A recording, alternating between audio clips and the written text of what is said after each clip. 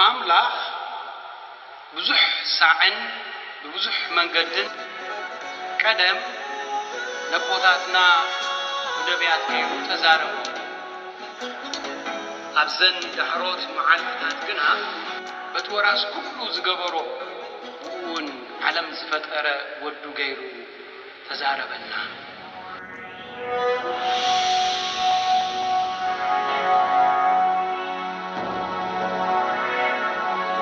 نهاي علوتو أبناي لاتين قداسي هزين باب نبابات قال أملاخ قداماي نباب كابتن بيت أموز معرف أربعتي كافقد حديك سعفقد شمنتي كافقد عسرتو حديك سعفقد عسرتو كلتي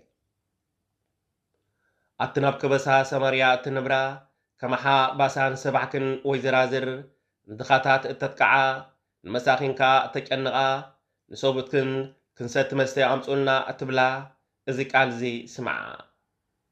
እግዚአብሔር አምላክ በቅድስናው እነሆ ኣብቲ ንስኻትክን ብዓን ቃሪቦ ነፍሲ ወከፍክንካ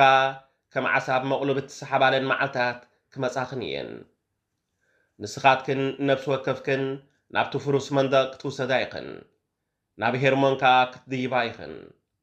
ኣነ እግዚአብሔር ተዛሪበ ኣለኹ ኢሉ መሓለ እግዚአብሔር አምላክ ኦ ህዝቢ እስራኤል ካብ ደሌኽምዎ ናብ ቤትኤል ኪዱ እሞ ኣብሱ ናብ ጊልጋል ኪዱ ሓጢኣት ኣብዝሑ ንግሆ መስዋዕትኩም ኣብ ሰሳልስትኻ ዕሽርኩም ኣቕርቡ ከምዚ ምግባር እዩ ባህ ዝብለኩም እሞ መስዋዕቲ ምስጋና ካብ ዝበኹዐ ከምውን ናይ ፍቓድ ህያብ ኣቕርቡ ሽዑ ክሳዕ ክንደይ ከም ዘቕረብኩም ኣውርዩን ተመጻደቁን ይብል ኣሎ ኣነ ግና ኣብ ኩለን ከተማታትኩም ጥሜት ሰደትክልኩም ኣብ ኩለን ስፍራኹም እውን እንጌራ ሰኣንኩም ንስኻትኩም ግና ናባይ ኣይተመለስኩምን ይብል እግዚአብሔር ንዓጺድ ግና 3 ወርሒ ተሪፍዎ ከሎ ኣነ ዝናብ ከልከልኩኹም ኣብታ ሓንቲ ከተማ ኣዝነብኩ ኣብታ ሓንቲ ከተማ ግና ኣየዝነብኩን ኣብታ ሓንቲ ክፍሊ ዘነበ ኣብታ ሓንቲ ክፍሊ ግን ኣይዘነበን ስለዚ ሃጎጎት ክልተ ሰለስተ ከተማ ድማ ማይ ክሰትያ ናብ ሓንቲ ከተማ ከዳ እሞ ኣይረወያን ንስኻትኩም ግና ናባይ ኣይተመለስኩምን ይብል እግዚአብሔር ከምቲ ሶዶምን ጎሞራን ዝገልበጥክወን ንገሌኹም ገልበጥክኹም ንስኻትኩም ከዓ ካብ ሓዊ ከም ዝተመንጠለ እያት ኮንኩም ግናኸ ንስኻትኩምሲ ናባይ ኣይተመለስኩምን ይብል እግዚአብሔር ስለዚ ኦ ህዝቢ እስራኤል ኣነ ክቐጽዓኩም እየ እዋ ኣነ እዚ ክገብር እየ እሞ ኦ ህዝቢ እስራኤል ፍርደይ ክትቅበሉ ተዳለዉ ይብል እግዚአብሔር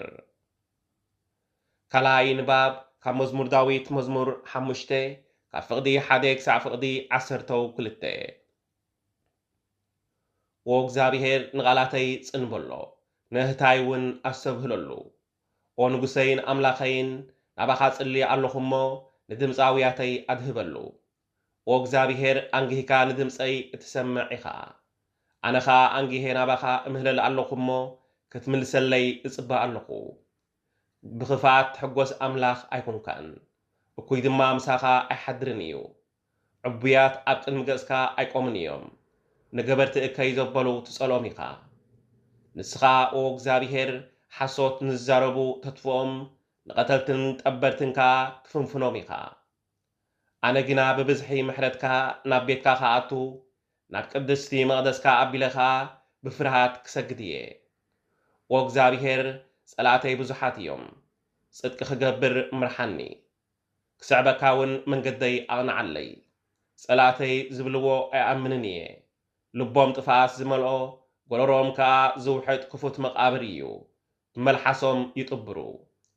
ኦ ኣምላኽ ንስኻ ኮንኖም ንሳቶም ኣብቲ ዝዓለምዎ ምኽሪ ይውደቑ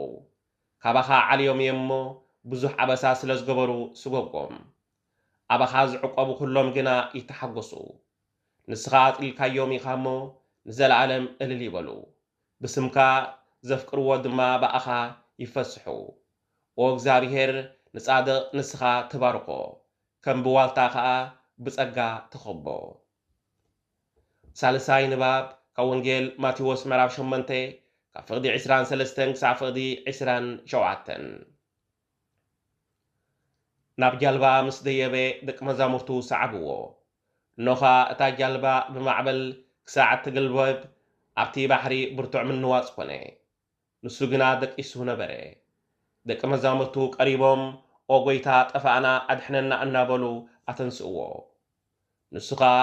ኣቶም ሰብ ጎደሎ እምነት ንምንታይ ከየትፈርሁ በሎም ሽዑ ተንስዩ ንፋስን ንባሕርን ገሰጾም እሞ ዓብዪ ህድኣት ኮነ እቶም ሰብ ከዓ እዚ ንፋስን ባሕርን ዝእዘዝዎስ መንኮን ይኸውን ኢሎም ተገረሙ እዚ ቃል እግዚአብሔር ኣምላኽ እዩ